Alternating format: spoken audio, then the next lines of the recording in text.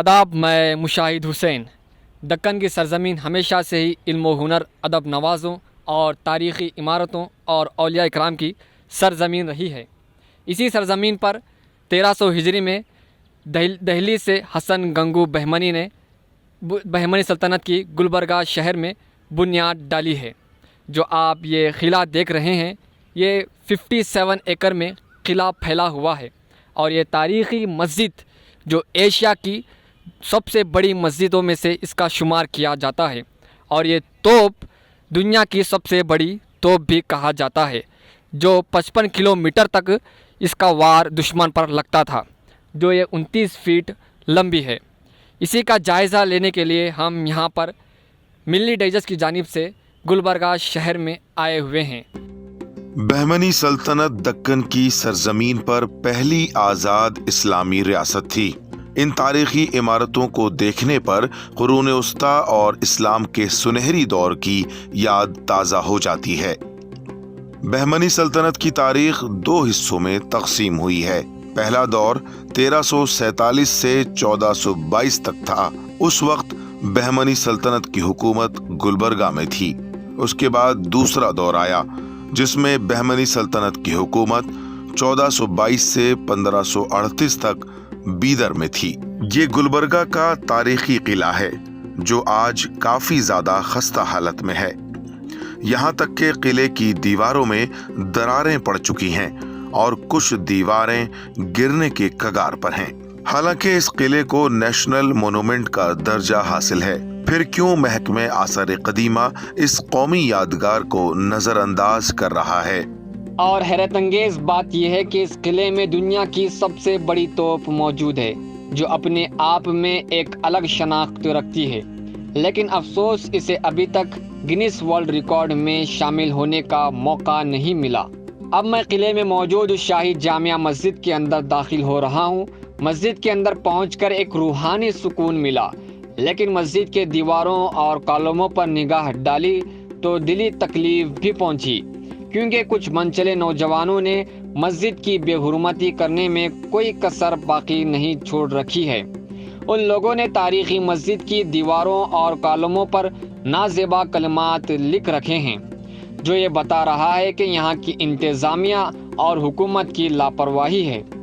बहमनी तारीख को मजीद जानने के लिए हम पहुंचे बहमनी तारीख पर रिसर्च कर चुके इंटरनेशनल आर्टिस्ट मोहम्मद अयाजुद्दीन पटेल साहब के दफ्तर पर, जिन्हें कौमी सतह पर उनके कारनामों को सराहते हुए हुकूमत हिंद की जानिब से नेशनल ललित कला अवार्ड मिला है और उन्होंने इस हवाले से मुतअद्दिद मुल्कों का सफ़र भी किया है। टोटल 18 बहमनी यहाँ पे रोल किए।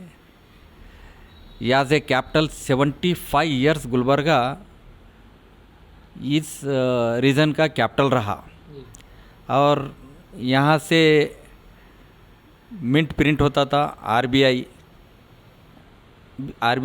आज के दौर में आरबीआई बोलते हैं। जब जो यहाँ से जो गिन्नी, दमड़ी और जो भी उस दौर का पैसा जो कहा जाता था, वो गुलबर्गा ही हेडक्वार्टर था। यहाँ से लेके मालवा गुजरात तक इनकी हुकूमत थी, यहाँ से लेके गोवा तक इनकी हुकूमत थी, यहाँ से लेके विजयनगर तक थी, यहाँ से लेके उड़ीसा राजमुंड्री तक इनका रोल था। आधा इंडिया पे रोल करते थे ये याज ए कैपिटल गुलबर्गा से।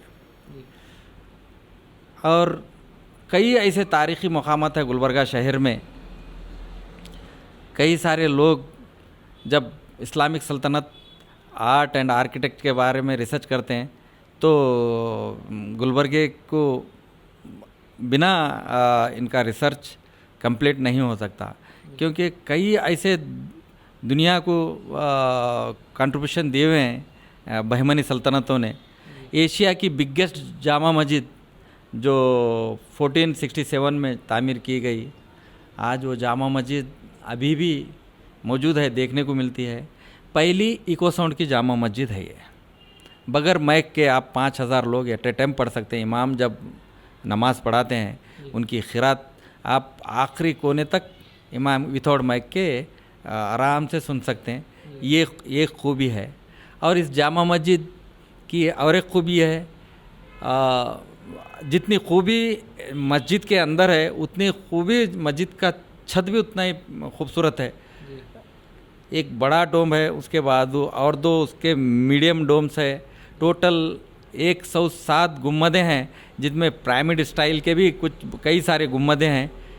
और ऊपर का छत बड़ा ही खूबसूरत देखने का है, उसका अप डाउन ऊपर चढ़ना, आखिरी गुम्बद तक हम ऊपर जाके देख सकते हैं।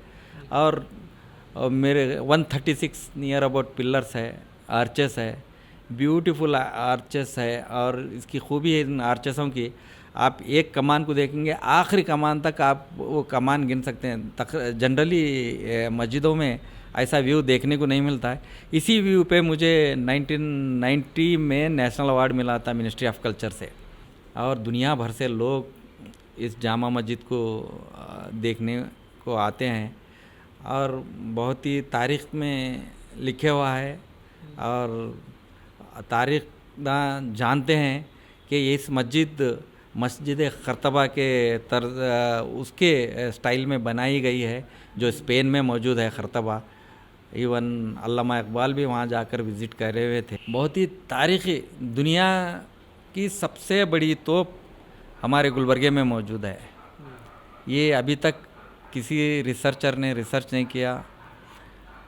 हमने 2017 में ये 18 या 19 में रिसर्च करने के बाद पता चला कि भाई दुनिया के टॉप 10 तोपों में हम जिसका शुमार होता है, हम तब रिसर्च करना चालू किए तो 15 फीट की तोप को Guinness book of world record दिए हुए हैं, रशिया की है वो। और बहुत सारे कंट्रीज़ है, उसमें हमारे गुलबर्गे का नाम दर्ज नहीं है। या तो रिसर्चर जो होते हैं जिस पे पीएचडी किया जाता है, मेरे ख़्याल से इतनी अंदर तक कोई साउथ इंडिया में इतनी अंदर तक आ नहीं सके, सर्च कर नहीं सके। वहाँ से 75 इयर्स के बाद इनका पायतख्त बीदर तब्दील हुआ। या बीदर में अहमद शाह वली बहमनी का टोटल 116 साल एज ए कैपिटल वहाँ से रोल करते थे पूरी साउथ इंडिया पे। उसके बाद अहमद शाह वली के बाद बहमनी सल्तनत में टुकड़े हो गए, जिसमें आदिल शाही बीजापुर बन गई सल्तनत, निज़ाम शाही अहमदनगर बन गई, कुतुब शाही गोलकुंडा बन गई, ये और बरीश शाही बीदर बन गई। ऐसे 5 टुकड़े हो गए सल्तनतों में। उसके बावजूद भी तकरीबन आप मेरे ख़्याल से 18वीं सेंचुरी तक इनका रोल था कुतुब शाही का। उसके बाद आसिफ जाही का रोल आया। तकरीबन बीदर में भी देखने की तारीख़ी मकामात है। बीदर का किला आज भी प्रोटेक्टेड किला है, वहाँ पर भी 16 सुतून की जामा मस्जिद है, अस्तूर है, महमूद गाँव मदरसा है, बरीश शाही के कई सारे टोम्स है। और बिदरी वर्क, दुनिया में मशहूर बिदरी वर्क आज भी वहाँ देखने को मिलता है। और ये सूफ़ी करामों की सरज़मीन है। दक्कन में इतने बड़े औलिया अल्लाह है।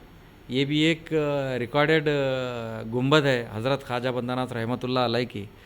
ये हमारे रिसर्च के मुताबिक दुनिया की सबसे बड़ी सूफ़ी टोम है, 192 फीट की। इतनी बड़ी गुंबद सूफ़ी की पूरी दुनिया में नहीं मिलेंगी। बहुत सारे मर्तबे में बड़े हैं औलिया कराम, लेकिन आर्किटेक्ट में जो बड़ी गुंबद है और अंदर का आर्किटेक्ट डिज़ाइनिंग, उसकी कैलीग्राफी और देखने की है। वेजिटेबल कलर से पेंटिंग बनाए हुए हैं। आज भी देखने को दक्कनी पेंटिंग जो मशहूर और मारूफ है इस रीजन की, वो आज हमको गुलबर्गा बंदनवाज दरगाह में हमको देखने को मिलता है। इस्लामिक आर्ट एंड आर्किटेक्ट इस रीजन में देखने को मिलता है। तो मैं समझता हूँ अगर गवर्नमेंट इसे इंटरेस्ट लेके अगर इसके ऊपर काम करेंगे, प्रोटेक्ट करेंगे तो मेरे ख्याल से टूरिज़्म आने वाली जनरेशन को हमारी तारीख़ देखने को मिलेगी। तारीख़ बचाना ही हमारा काम है। तो आखिरी सवाल है कि सवाल ये है कि बहमनी की दौर में जो है ना दक्कनी उर्दू को फ़रोग़ में, दक्कनी ज़बान जो उर्दू है यहाँ की, उसको फ़रोग़ हासिल हुआ, तो इसके बारे में आप क्या कहना चाहेंगे आज? और हज़रत ख्वाजा बंदा नवाज़ रहमतुल्लाह अलैह भी, वो भी एक मशहूर शायर थे दक्कनी ज़ुबान के। इसके बारे में जनरली आप सुनेंगे कोई भी उर्दू वाले आपको बोलेंगे पहले उर्दू राइटर हज़रत ख्वाजा बंदा नवाज़ रहमतुल्लाह अलैह का नाम लेते हैं। एक्चुअली पहले दक्कनी उर्दू राइटर वो राइटर में हमारे रिसर्च के हिसाब से फ़िरोज़ शाह बहमनी है, क्योंकि वो लोकल के थे। हज़रत ख्वाजा बंदा नवाज़ रहमतुल्लाह अलैह, आप नेटिव आपका दिल्ली है, दिल्ली से आए हुए, आपको इन्वाइट किया गया था फ़िरोज़ शाह बहमनी, अहमद शाह वली बहमनी के पीरियड में। ऑलरेडी यहाँ पर दक्कनी उर्दू बोली जाती थी और बंदा नवाज़ आने के बाद और उर्दू को फ़रोग़ मिला, कई सारे किताबें उर्दू में लिखे और अच्छी दक्कनी में और अच्छी फसी उर्दू भी कैसी होती है ये बंदा नवाज़ के पीरियड में पता चला यहाँ के लोगों को। दक्कनी उर्दू के पहले राइटर मैं बोलता हूँ और पहले बानी फ़िरोज़ शाह बहमनी है। आखिर में मैं, मेरे साथ कैमरामैन ने भी तारीख़ी शाही जामिया मस्जिद में ज़ोहर की नमाज बजमात अदा की।